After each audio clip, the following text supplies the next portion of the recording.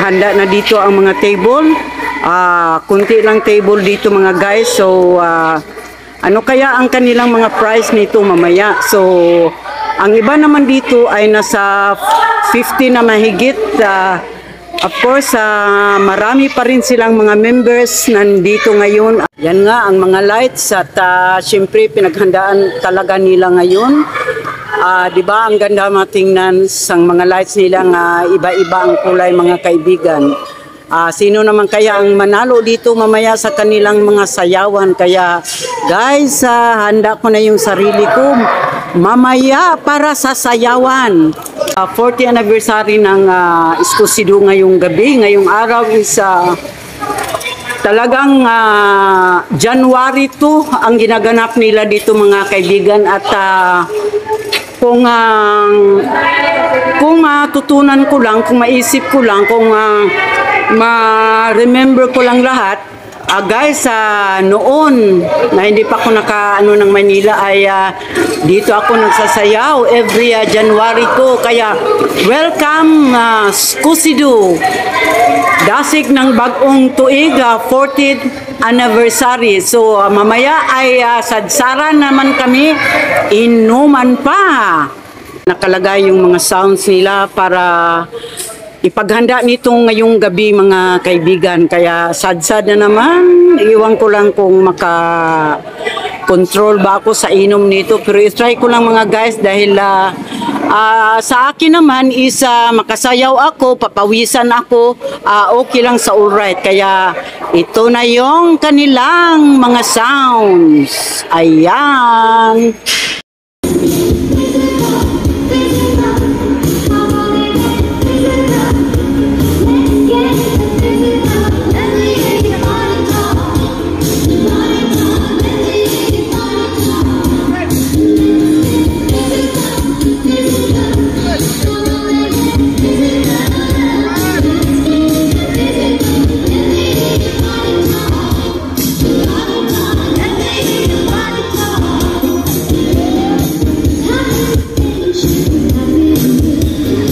So dito naman sa malayo makikita yung mga stage na mga ilaw na inaayos nila at nandyan pa yung mga upuan.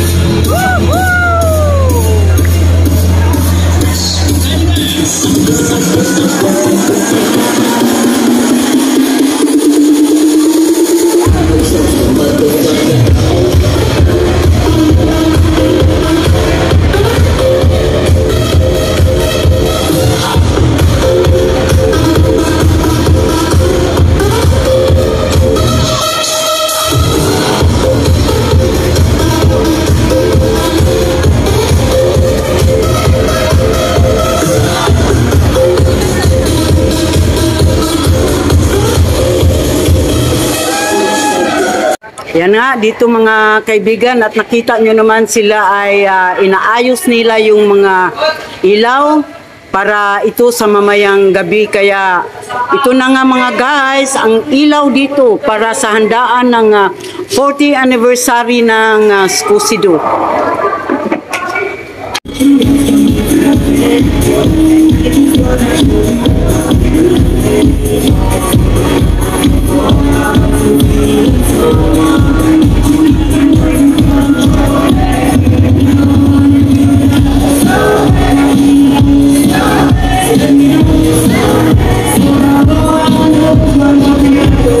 Dito pa ang Christmas light dito ng baryo namin ng Santa Cruz, kung saan nandito sa park.